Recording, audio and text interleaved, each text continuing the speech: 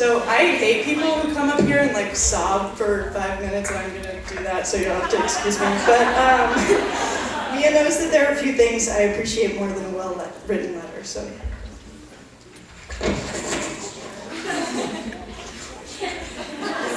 Reading. My dearest Mia, as I write this, we're about a month out from the most important show we'll ever put on as members of this group. And I feel unbelievably honored to have shared your first and last concert with you. And while I've marveled at your growth tremendously throughout our time in Sills, you made every concert seem like you've done it a million times before. But this is nothing new. You live life like you've done it a million times before. I remember standing next to you as I pretended to know Route 66 on the Sunday I got into Sills. You were so incredibly patient, and I was so shocked to learn that you were just a second year at the time. The moments that we spent together since that fateful night have been the best of my life. Mia, you're my best friend at UVA, and the funny thing about that sentence is there's probably about 20 other people in this room who could say the exact same thing, and none of us would be lying.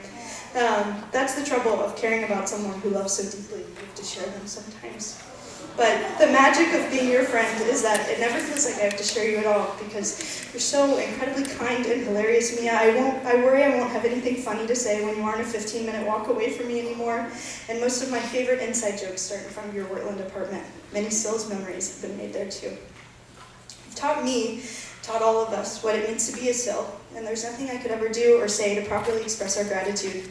Not only are you a beautiful person with a beautiful voice, like a take your breath away kind of voice, as you'll all soon hear, but you do all the other things too. You're a talented perk, and you host events, and you drive crazy places, and dear Lord, that poor Subaru. I'm gonna go on a deeply humiliating tangent in hopes it'll give you a peek into Mia's selflessness, and you know I love you because my car's over here. Mia and I had been planning this trip to Richmond for months, and as we neared that day, the organized a certain end of semester party the night before, and when I say that I yacked all the way down I-64 in that Uber, and we tried to aim out the window, but anyway, the only thing Mia said to me after like 5 minutes was, you know, I've really been needing to get my car washed. And she didn't even say it in like this passive-aggressive way, which would have been totally warranted. She said it like having my head out the window for that highway stretch had done her a favor. And you give and give and give, and I hope that throughout your life you always remember to leave a little for yourself. I think that if I could describe this ideal version of myself in 50 or 100 years, or maybe never, and I compared that list to all the words I would use to describe you, they would be the exact same. Mia's also been known to arrange her time or two. She's been the music director of this group for 2 years, and all of our alumni in the audience know that she should probably be canonized as a saint by now for putting up with us for that long. You'll hear Mia's 30th arrangement tonight.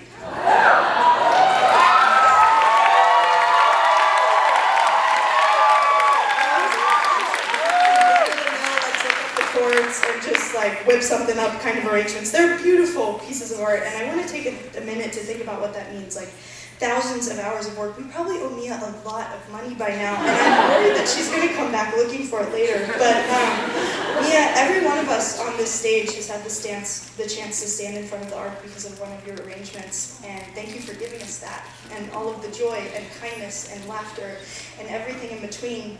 I don't know what this place will be without you, and I'm a little scared to find out, but I'm so excited to watch you leave with all your reverence and thankfulness and accomplish everything, because I'll have a new best friend in whichever city you end up in, because you're just my best friend. So thank you for giving Sills and us all of your love. You're one of this group's greatest gifts and the friend of a lifetime.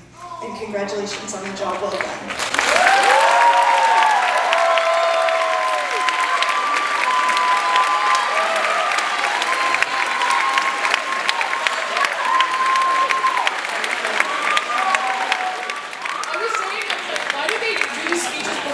American Idol when they win and then they have to sing after. It's like, no, I'm the best.